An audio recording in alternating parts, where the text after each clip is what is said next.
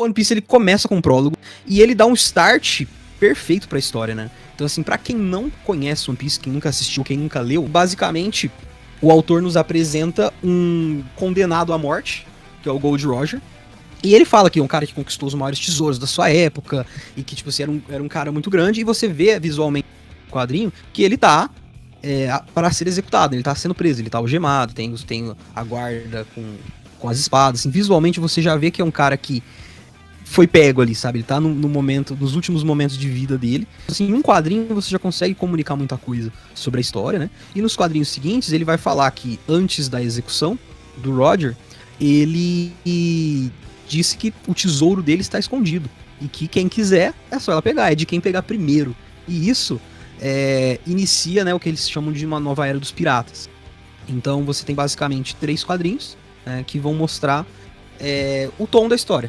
É algo que, uma semente que foi plantada na primeira página do mangá e que até hoje segue dando frutos pra história, né? Então por isso que eu considero um dos melhores começos. Porque ele já dá o tom, ele já, em poucos quadros, já conta muito sobre a história, por mais que o protagonista ainda nem apareceu. Mas a gente já tem muito sobre a história e a gente já tem mistérios ali, sabe? Perfeito. Eu, por exemplo, falar pra vocês, nunca assisti One Piece. Eu tenho esse problema. Mas eu já li o primeiro volume do mangá. E eu tenho que admitir que eu fui fisgado, assim, tipo, eu realmente curti muito. O que me afasta mesmo é a quantidade de episódios por enquanto. Mas quem sabe aí um dia eu crio essa coragem. Na minha opinião, esse é um dos começos perfeitos. E o que me chama mais a atenção é que ele também muda.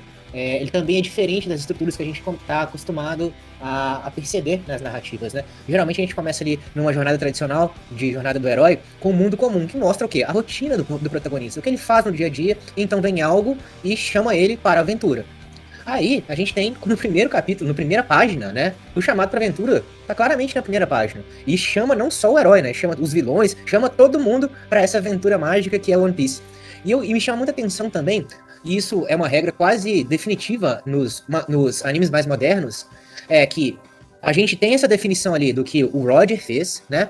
E a gente vai conhecer. E aí, tipo assim, nas narrativas mais antigas, nos animes mais antigos, a história começava dali.